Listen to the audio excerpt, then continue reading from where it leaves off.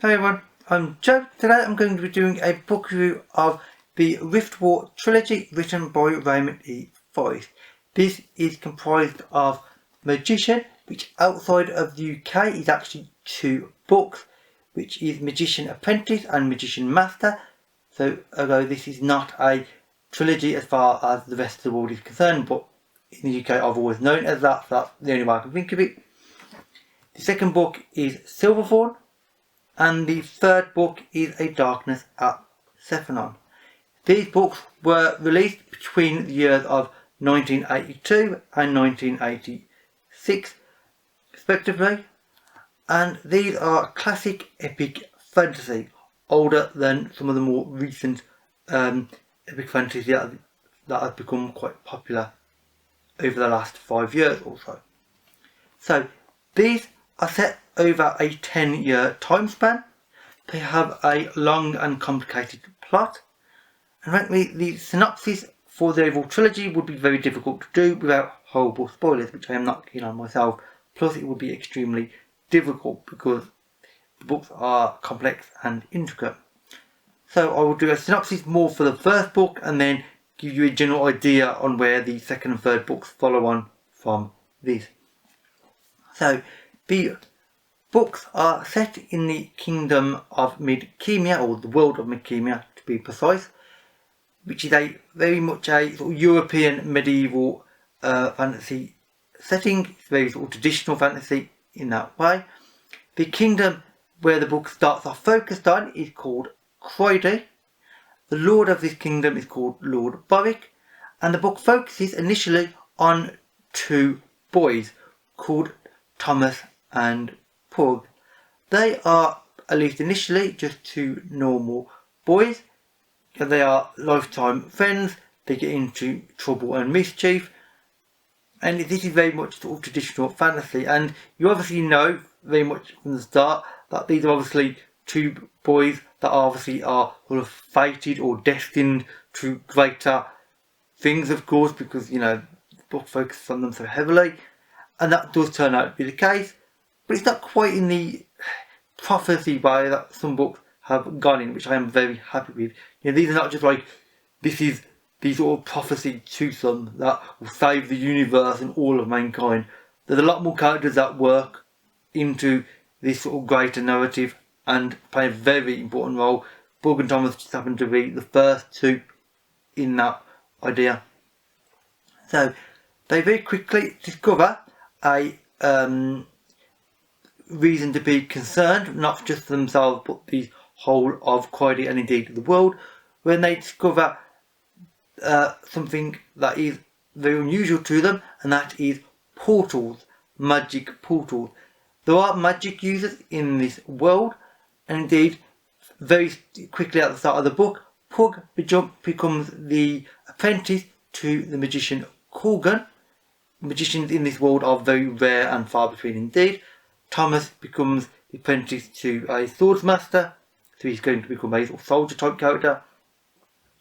And they very quickly realise that these portals are being very carefully and precisely manipulated and controlled by somebody else, forces unknown. This gets people worried because what they find out from the little they can do is worrying, because this is a kingdom, from what they can tell at the other side of the portal, that is absolutely immense in scope and power. That there is more people and more desire to control and conquer than anybody in Croydie and indeed in Midkemia normally has.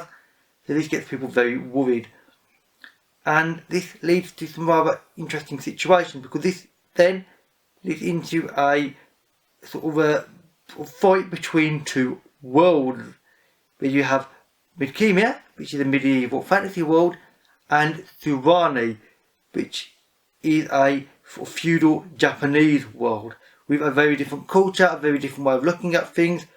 Ultimately, you know, individual people want the same things: safety and security, you know, food and shelter for their families, but their way of government and, for instance, war, which is a significant factor in the book, is drastically different.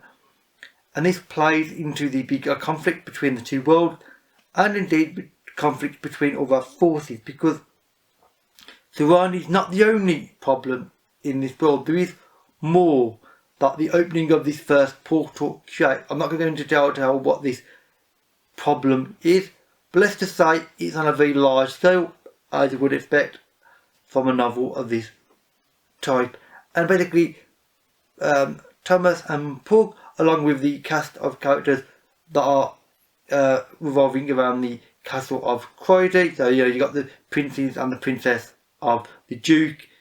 They go to the capital. There's a big bunch of characters there, and all sorts of events go on. And ultimately, things do go and get interesting. Why, let's say, that I thought was very curious. The second book, Silverthorn, is about the one character, a princess, gets poisoned essentially, and one of the characters from the first book, Magician, has to essentially find a cure.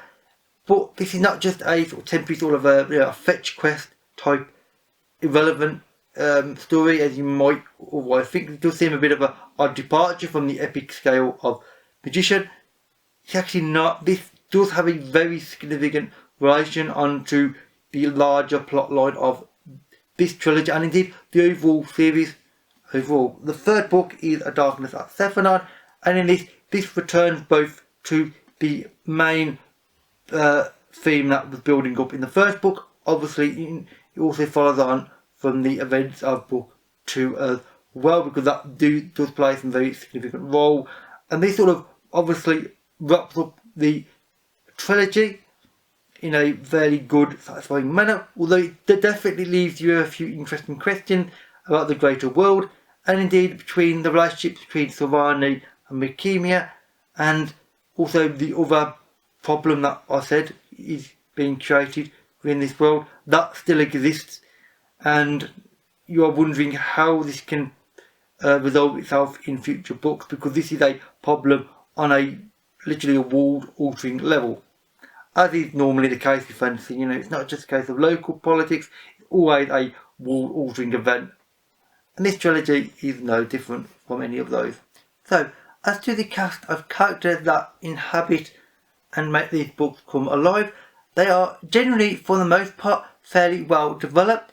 Some of them do indeed fit certain stereotypes by today's standards. That's somewhat to be expected and kind of unavoidable at times, but they don't always go in the directions that you think they might. There are certain traditional characters that you think, oh, character will be the lone wolf ranger type, that character will be the sort of upright, no nonsense, sort of royal character. These will be the troublemaker characters. These will be the sort of characters who seemingly unravel all the major plot points to you. Not exactly. He does it in a way where actually he starts going one way and then he'll actually go another way with a different character, and you're like, oh, okay, that's interesting. I like this sort of slight misdirection that he does with the characters, where you think a character's going to be traditional, and they still are to a large degree in terms of their personality, but actually it's another character who does their traditional role within the story, and I like that, and I think it adds a nice twist and makes you a little bit more sort of jumping around a bit, and you have to think about who the characters are. It does have a large wide range of characters, so you do have to keep track of who characters are and who they are linked to, but that isn't really a problem, because it's a wide range of characters, but not the biggest range of characters I've seen. And actually, by today's modern epic fantasy standards, actually it's not that wide by some standards. As far as the world building goes, this is where these books come into their own, I personally think, because you haven't just got the medieval sort of European kingdom of Croydie, you've got the other world of Sethanon, which is feudal Japan, as I've mentioned, and this contrast and also complexity between the two that can sort of get on, but they also obviously don't, because they are drastically different worlds in every literal and metaphorical sense, creates some interesting dynamics between them. Some characters can understand each other, some can't. It's a fundamental difference and also a fundamental similarity between them in certain respects. So it's complex and complicated, and I love the way these two worlds work. And individually, when they're not being, contrasted and compared, they both work very strongly on their own. Bohemia is a very traditional sort of fantasy medieval Europe world, but it certainly manages to do its own thing. Serrani is feudal Japan, but again, it's not entirely just what you might expect. It's got its own little twists and turns and additions to it.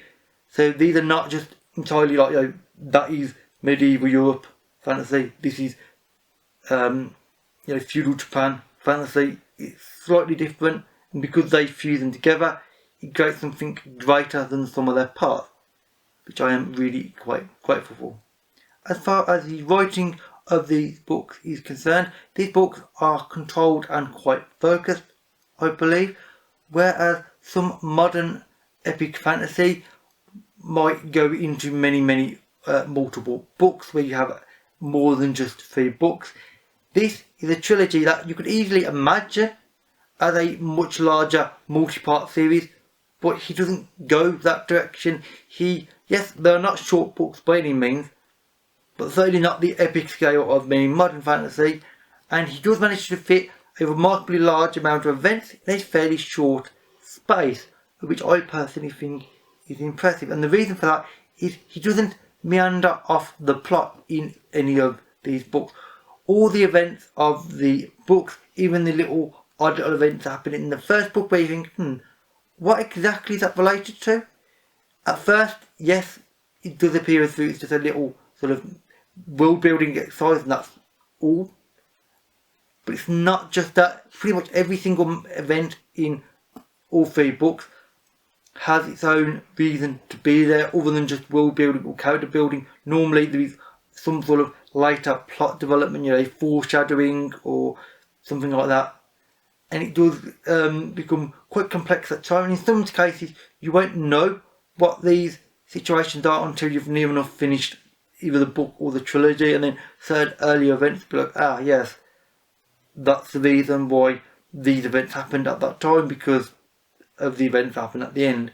They fit together and lock together quite nicely. They don't always appear so when you're reading them, however, but it does come together very nicely in the end. Going back to the plot, I would say it is a fairly fun and easy to follow plot overall.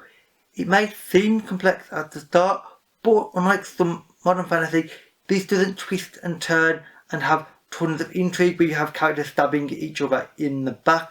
And this is for one fundamental reason, and indeed the one major reason why I hold this trilogy in very high regard, higher than almost any other modern fantasy, and that is ultimately these are optimistic high fantasy books. Yes, there are dark events happen in all 3 books. In some cases some pretty nasty events happen, but characters will learn from their mistakes and learn from the events of the world themselves, and they will try to improve themselves, and they usually do. And there's always that sense of optimism that things will eventually get better, and it's not a case of characters stabbing each other in the back. It's a case of characters generally trying to help each other to improve. And this is very sort of optimistic high fantasy, which I personally find as of late to be fairly rare, because most fantasy like this tends to be very dark and quite negative and somewhat pessimistic. This is the exact opposite, which works for me because I'm an optimist personality wise. So I'm quite happy with this.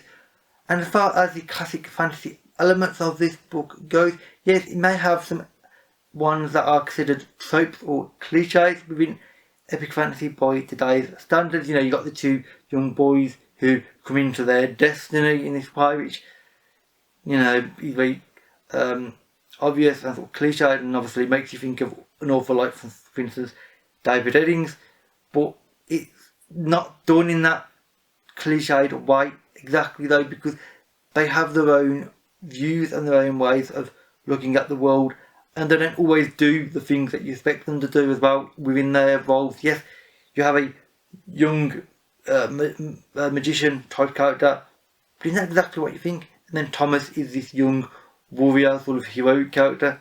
But again, he doesn't exactly do what you expect either. You know, they all have a little sort of their own twist and slant on the world, which I think works really well overall. And indeed, overall, I would say this is just a really fun and enjoyable trilogy to really have an epic and complex plot that actually is more simple once you get into reading it. Great cast of characters, and overall this is just a really fun epic fantasy that I would highly recommend. And for the record, I will be reading all other sets of books set within what is now known as the Riftwar Cycle universe, of which there are 30 in total. Those reviews will be linked, and indeed I will create a playlist for those reviews. With that said, that is it for this review of the Riftwar Trilogy by Raymond E. Feist. If you've read these, then please leave a comment and in the comments below, and we can have a discussion. All my social media links can be found in the description box below. With that said, that is it for this video. So thank you for watching, and I'll see you in another video. Bye for now.